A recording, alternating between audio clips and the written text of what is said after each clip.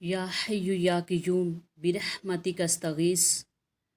رمضان المبارک کا پہلا عشرہ اختتام پہ ہے۔ اللہ تعالی ہمیں اپنی خصوصی رحمت نصیب فرمائے۔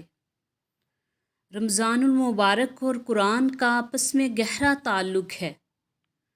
رمضان کے مبارک مہینے میں لوگوں کی ہدایت کے لیے رہنمائی کی واضح نشانیوں کے طور پر قرآن مجید کو نازل کیا۔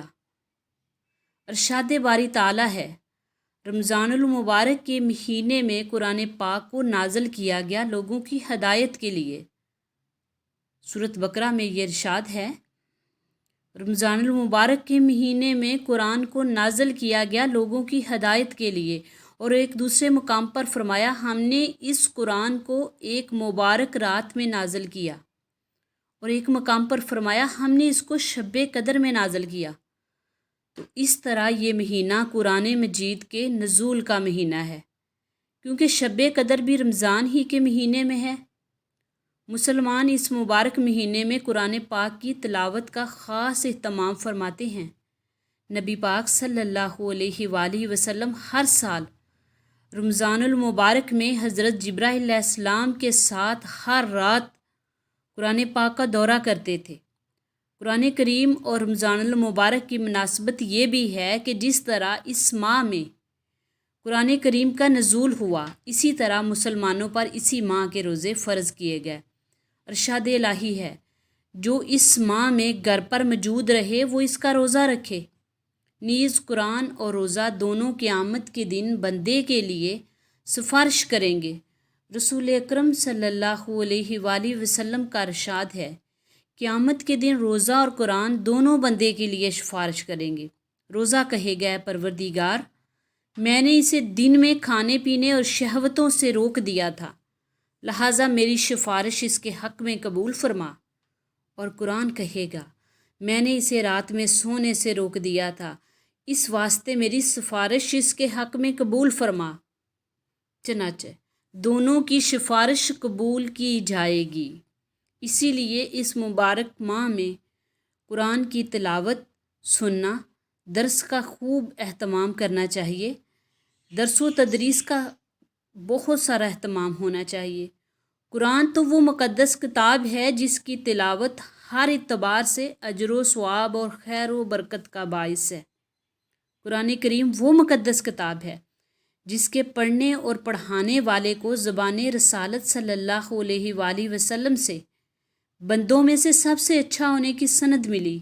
ارشاد نبوی ہے، تم میں سے بہتر وہ ہے جو قرآن سیکھے اور سکھائے۔ یہ وہ مقدس کتاب ہے جس کے درس کی مجلس میں شرکت کرنے والوں کو فرشتے چاروں طرف سے اپنے گھیرے اور جرمٹ میں لے لیتے ہیں، انہیں رحمت الہی ڈھانپ لیتی ہے، اور ان کا ذکر اللہ عز و جل اپنے مقرب فرشتوں میں کرتا ہے۔ حضرت ابو ہریرہ سے روایت ہے کہ رسول اللہ صلی اللہ علیہ وآلہ وسلم کا فرمان ہے، جب بھی کچھ لوگ اللہ کے گھروں سے کسی گھر میں اکٹھے ہو کر کتاب اللہ کی تلاوت کرتے ہیں، آپس میں درس و تدریس کا اہتمام کرتے ہیں، انہیں رحمت الہی ڈھانپ لیتی ہے اور فرشتے انہیں چاروں طرف سے گھیر لیتے ہیں، اور ان کا تذکرہ اللہ اپنے پاس کے فرشتوں میں فرماتا ہے۔ قرآن مجید وہ پاکیزہ کتاب ہے جس کے اندر ایسی کشش ہے کہ اگر اس کی بلندی اور اچھی آواز میں تلاوت کی جائے تو فرشتے سننے کے لیے بالکل قریب آ جاتے ہیں۔ صحیح بخاری میں حضرت اسید بن حضیر رضی اللہ تعالیٰ عنہ سے مروی ہے کہ وہ رات کو سورۃ بقرہ کی تلاوت کر رہے تھے کہ ان کا گھوڑا ان کے قریب ہی بندھا ہوا تھا۔ مجبور ہو کر انہوں نے پڑھنا بند کر دیا۔ جب صبح صادق ہوئی تو انہوں نے اس واقعے کو رسول اللہ صلی اللہ علیہ وآلہ وسلم سے بیان کیا۔ رحمت دو عالم صلی اللہ علیہ وآلہ وسلم نے فرمایا، اے ابن حضیر، تمہیں اپنی قرات جاری رکھنی چاہیے۔ ابن حضیر، تمہیں قرآن پڑھتے رہنا چاہیے۔ میں نے کہا، اللہ کے رسول صلی اللہ علیہ وآلہ وسلم، مجھے ڈر ہوا کہ کہیں میرا بیٹا جو پاس سویا ہوا ہے کچلا نہ جائے۔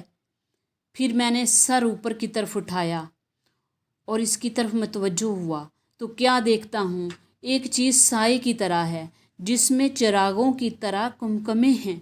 پھر میں باہر نکل کر دیکھتا رہا یہاں تک کہ وہ نظروں سے اوجھل ہوگی۔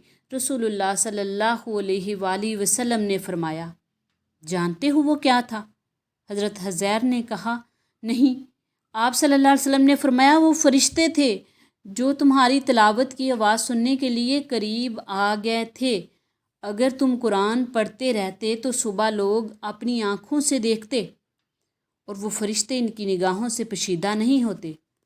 قرآن وہ بابرکت کتاب ہے کہ اس کو مہارت سے پڑھنے والے قیامت کے روز معزز فرشتوں کے ساتھ ہوں گے۔